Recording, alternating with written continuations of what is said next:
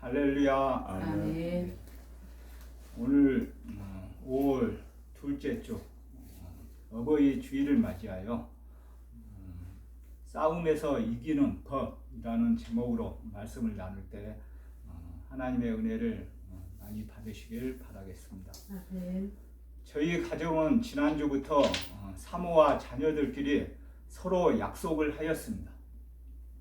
하루 일과를 마치고 퇴근하여 가정에 돌아오면 지금까지는 다녀왔습니다 라고 인사를 하였지만 앞으로는 할렐루야를 크게 외치며 인사하기로 가족끼리 약속을 하였습니다. 지금까지 인사보다는 수시로 하나님을 찬양하기 때문에 더 반갑고 웃는 모습으로 서로 맞이하게 되어 매우 행복합니다. 할렐루야를 외치며 서로 싸우는 일은 절대 없기 때문입니다. 특별히 오늘은 가정의 달과 어버이 주일을 맞이하여 모든 가정이 서로 할렐루야를 외치며 날마다 행복하고 형통한 삶을 경험하시길 간절히 축원드립니다. 아멘. 제주지방법원 형사 3단독은 2017년 10월 2일 오후 7시쯤 제주교도소 2동 상층 10실 수용실에서 A씨와 B씨의 서열을 정리해 준다며 싸움을 지시한 혐의, 이게 이제 상해 교사입니다. 상해 교사로 재판에 넘겨진 문모 씨에게 징역 8월, 그리고 서모 씨에게 징역 6월을 각각 선고했다고 하였습니다. 이들의 지시에 따라 A씨는 발로 B씨의 허벅지를 걷어차는 등 전치 2주의 상해를 가했고 B씨도 주먹을 휘둘러 A씨의 갈비뼈를 부러뜨려 전치 4주의 부상을 입혔습니다. 재판부는 지시에 따라 싸움을 한 A씨와 B씨에 대해서도 상해 혐의를 적용해 각각 벌금 500만 원씩을 선고했다고 하였습니다. 재판부는 이들은 구속된 교도소에 수감된 상태에서 자숙하지 않고 서열 정리를 명목으로 수용자들에게 싸움을 시키는 등 죄질이 매우 나쁘다며 형사사법제도의 취지를 몰각하고 교도 행정의 집행을 방해한 책임을 물어 엄히 물어야 할 필요가 있다고 양형 이유를 밝혔습니다. 이와 같이 교도소에서 싸움, 특히 세상에서의 싸움은 그 싸움에서 서로 이기기 위하여 수단과 방법을 가리지 않고 주먹과 발을 이용하여 무차별하게 공격을 가하여 상대방을 쓰러뜨리게 되면 이기게 됩니다. 그러나 여기에서 중요하다고 생각되는 더 나쁜 사람은 상해 교사를 지시한 2명의 수용자들입니다. 그들을 위하여 대신 싸워주지 않고 더 싸울 수 있도록 싸움을 교사하는 파렴치하고 몰직각한 사람들이기 때문입니다. 그러나 하나님을 영접하는 우리들이 영적 세계에서도 이러한 방법이 통할까요? 하나님은 어느 가정에서, 교회에서, 직장에서, 교도소에서, 그리고 세상 사람들에도 싸움을 교사하거나 싸움을 보고 절대 방관만 하지 않는다는 것을 꼭 기억하시길 축원드립니다. 오늘 하나님께서 주신 본문 말씀은 이스라엘 백성이 남세대에서 출발해 광야에 도착한 이스라엘 백성은 첫 이기에 봉착하였습니다. 동서남북 어디로도 피할 데가 없었습니다. 애국 군대와 싸워야 했습니다. 그야말로 풍전등화의 상황에서 그들은 어떻게 싸워야 했습니까? 우리는 오늘 하나님께서 주신 말씀 본문에서 그리스도인이 어떤 자세와 신앙을 가져야 영적 싸움에서 승리해야 하는지 배울 수 있습니다. 오늘 말씀은 크게 세 가지로 나누어서 전하겠습니다. 첫 번째는 본문 1절에서 4절을 중심으로 하나님이 여호와이심을 경험하라에 대하여, 두 번째는 본문 5절에서 12절을 중심으로 실상에 대해 두려워하라에 대하여, 그리고 세 번째는 본문 13절에서 14절을 중심으로 가만히 서서 여호와의 구원을 보라에 대하여 말씀을 전하겠습니다. 사랑하는 성도 여러분, 첫 번째는 본문 1절에서 4절을 중심으로 하나님이 여호와이심을 경험하라에 대하여 말씀을 전하겠습니다. 하나님은 모세에게 방향을 돌이켜 바알수본 맞은편 바닷가에 장막을 치라고 명령을 하였습니다. 상식적으로 애굽에서 탈출했으면 광야 길을 계속 걸어가야 했습니다. 바닷가에 장막을 치면 절대 안 됩니다. 본문 3절 말씀과 4절 말씀을 함께 읽겠습니다. 오늘 우리에게 주신 본문 말씀 3절 말씀과 4절 말씀을 함께 읽겠습니다.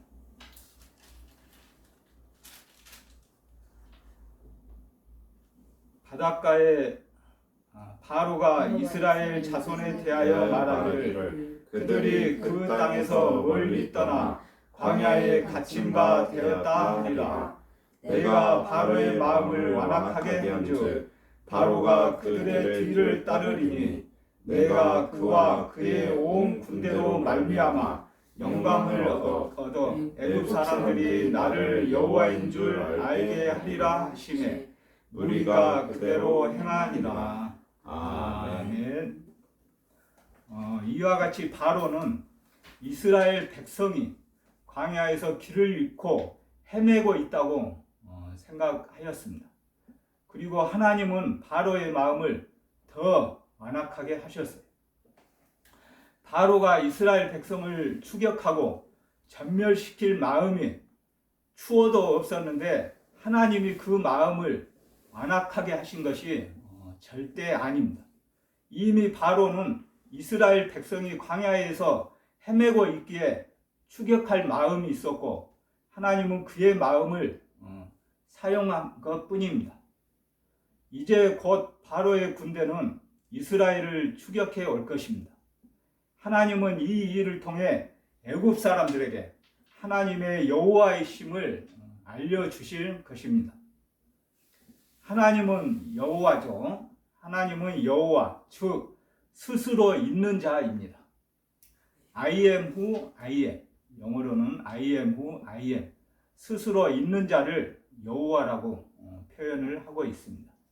이미 애굽의 바로는 10가지 재앙을 통해 애굽이 숭배하는 태양과 나일강의 수많은 우상이 패하는 것을 지켜봤습니다. 이제 하나님은 홍해의 기적과 애굽 군대의 전멸을 통해 하나님이 절대 유일하신 자존자임을 확고히 밝히실 것입니다. 그러므로 성도는 하나님의 역사를 통해 하나님이 여호와이심을 경험해야 합니다. 사랑하는 성도 여러분, 두 번째는 본문 5절에서 12절을 중심으로 실상에 대해 두려워하라에 대하여 말씀을 전하겠습니다. 본문 5절 말씀을 함께 읽겠습니다. 본문 5절 말씀을 함께 읽겠습니다.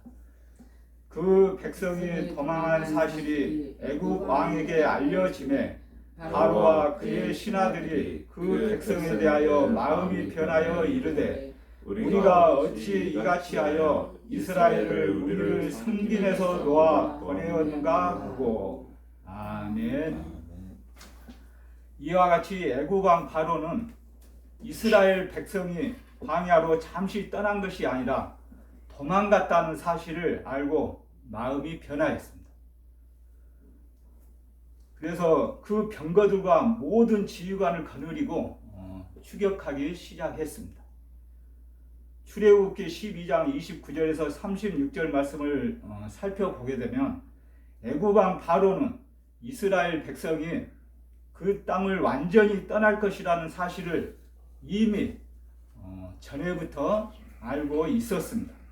그럼에도 불구하고 바로는 갑자기 돌변하여 그의 병거와 백성을 이끌고 이스라엘 백성을 맹렬한 기세로 추격했습니다. 특히 바로가 애굽의 모든 병거와 지휘관을 총동원하여 이스라엘을 추격하는 모양새는 마치 절체절명의 이기를 모면하고자 최후의 전투에 임하는 것처럼 절박하고 처절해 보였습니다. 이 대목까지만 보게 되면 함정에 빠진 이들은 이스라엘 백성이었어요. 하나님은 어쩌자고 이스라엘 백성이 가나안으로 향하던 경로를 바다를 등진 광야로 유턴하게 하신 것일까? 이렇게 의구심을 가졌어요. 그리고 또 그들은 왜 우리도 순진하게 그대로 따라왔단 말인가? 이런 의구심을 가지게 되었습니다. 사랑하는 성도 여러분, 하지만 이와 같은 악수를 둔 것은 이스라엘 백성이 아니고 바로 바로와 그 신하들이었습니다. 그들은 하나님이 애굽 땅과 그들이 섬기는 모든 신을 10가지 재앙으로 치신 심판 때문에 애굽이 망하고 죽은 자같이 되었음을 자신들의 입으로 지금까지 인정하였습니다.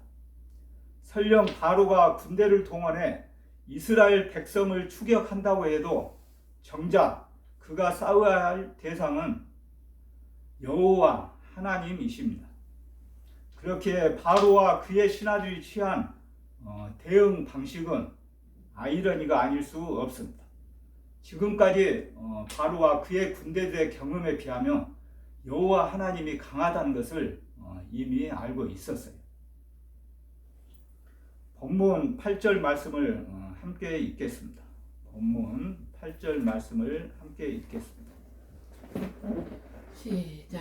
여호와께서 애굽 왕 바로의 마음을 완악하게 하셨으므로 그가 이스라엘 자손의 뒤를 따르니 이스라엘 자손이 담대히 나갔음이라. 아멘.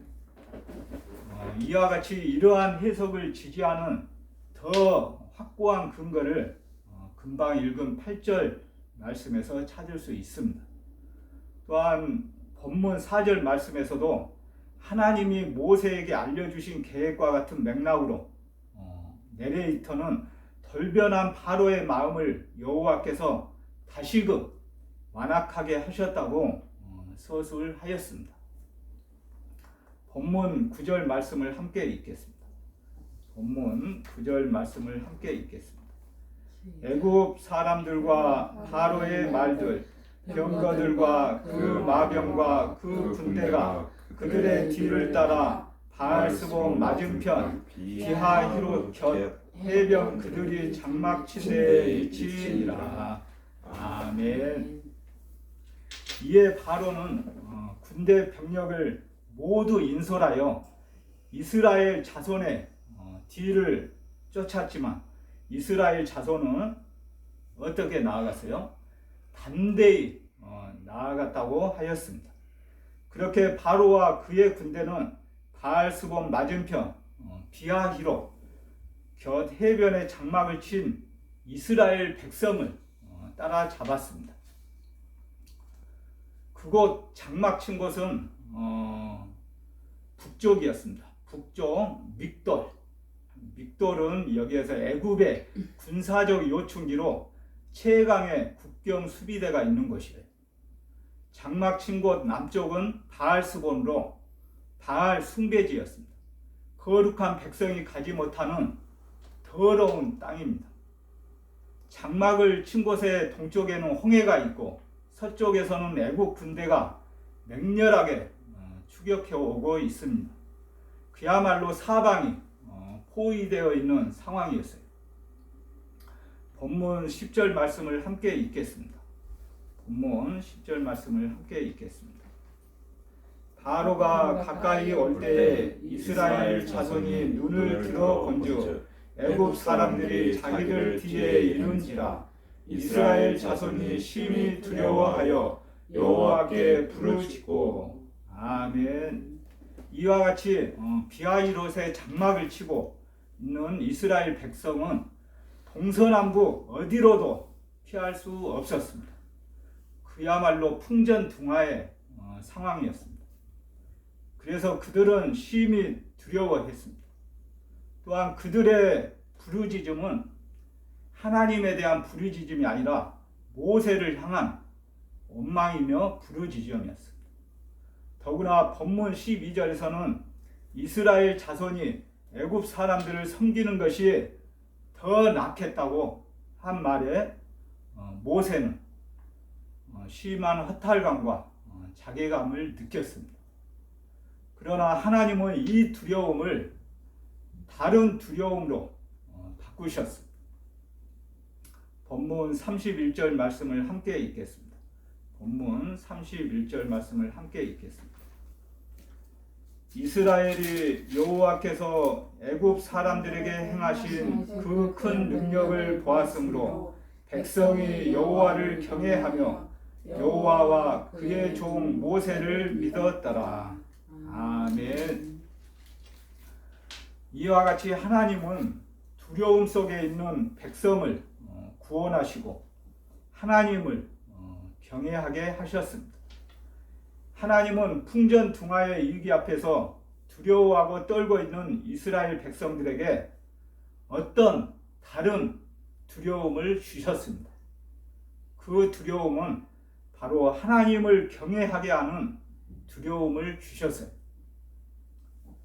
정리하게 되면 애굽 왕 바로와 그의 군대를 두려워하지 말고 하나님을 공경하면서 두려워하라고 하셨습니다.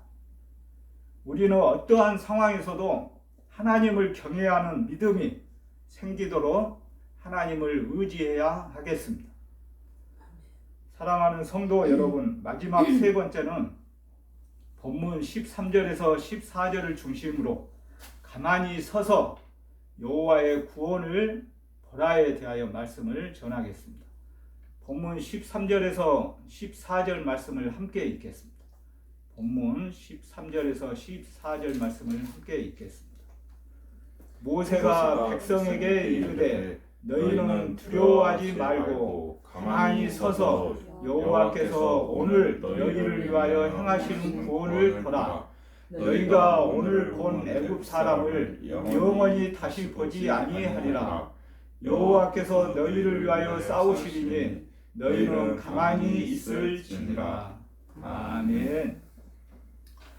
이스라엘 백성은 몰려드는 애굽 군사들을 보고 출애굽을 주도한 모세를 원망했습니다.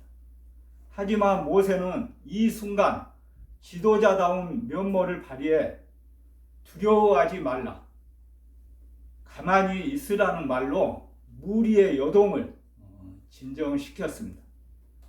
물론 모세가 한 말은 이스라엘 백성에게 아무것도 하지 말라는 소리가 절대 아닙니다. 14절 말씀을 제가 다시 읽겠습니다. 여호와께서 너희를 위하여 싸우시리니 너희는 가만히 있을지니라. 아멘. 이와 같이 이스라엘 백성이 가만히 있어도 되는 이유는 하나님이 싸우시기 때문입니다. 그리스도인은 하나님을 의지하지 않으면 결단코 분명히 패배합니다. 싸움은 누가 하시는 거죠? 하나님이 하십니다. 전쟁의 영웅이시고 용사이신 하나님이 싸우시면 반드시 승리합니다. 우리는 가만히 그분의 역사하심을 목도해야 하겠습니다. 사랑하는 성도 여러분, 말씀을 정리하겠습니다. 본문 25절 말씀을 살펴보면 애굽 군사들은 여호와께서 이스라엘을 위해 싸우신다는 사실을 언제 알았습니까? 죽어가면서 알았습니다. 성도는 지금 하나님이 여호와이심을 알고 가만히 서서 하나님이 구원하시는 역사를 봐야 합니다. 이것이 싸움에서 승리하는 법입니다. 서두에서도 전하였지만 교도소에서 서열청의의 싸움은, 특히 세상에서의 싸움은 수단과 방법을 가리지 않고 주먹과 발을 사용하여 상대방을 무차별하게 공격하여 쓰러뜨려야만 승리하는 줄 알고 있습니다.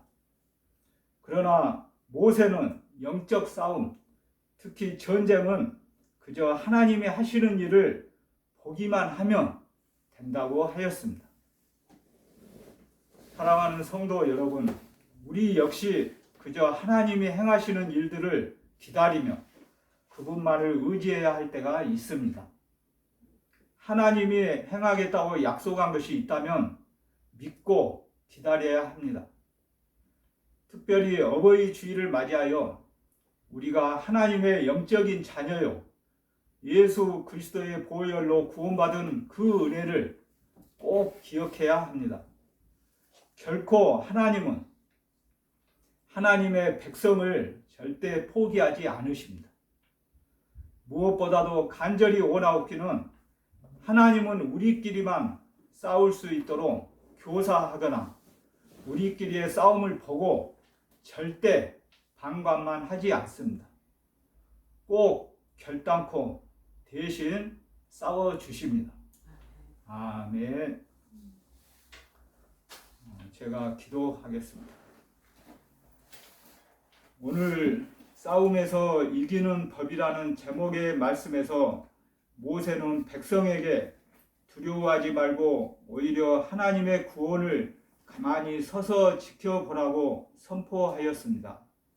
애굽의 군대가 위협적으로 보일지라도 이스라엘 백성에게 아무런 해를 가하지 못할 것이며 오늘 본 애굽 사람을 다시는 보지 못할 것이라고 말씀하였습니다. 하나님은 오늘도 우리에게 가만히 서서 당신의 권능을 지켜보라고 말씀하셨습니다. 특별히 몸된 교정선교교의 지체들과 전국 교정시설에 갇혀있는 형제 자매들, 그들을 돌아보고 있는 교도관, 그리고 하나님의 백성들 모두가 전지전능하신 하나님을 믿고 하나님보다 앞서지 않도록 인도하여 주시옵소서. 코로나19로 인하여 아직까지 모든 민족과 세계 열방이 두려움에 떨고 있는 가운데 교정 선교교회의 지체들 모두가 영육간의 건강을 유지하며 이렇게 함께 모여 영적 예배를 드릴 수 있도록 인도하여 주시니 감사드립니다. 하루빨리 코로나19가 종식되어 모든 그리스도인들이 교회 공동체에서 함께 모여 예배를 드릴 수 있도록 도와주시옵소서. 특별히 하나님의 은혜와 섭리로 서울 동부지소를 비롯하여 전국 교정기관이 코로나19를 잘 극복할 수 있도록 도와주시니 감사드립니다. 그리고 서울 동부지소를 비롯하여 전국 교정기관 직원들이 백신 접종을 맞았습니다. 접종 후 앞으로 한 사람도 아무 부작용이 없도록 하나님께서 치료하여 주시고 함께하여 주시옵소서. 예수님의 이름으로 간절히 기도드립니다. 아멘.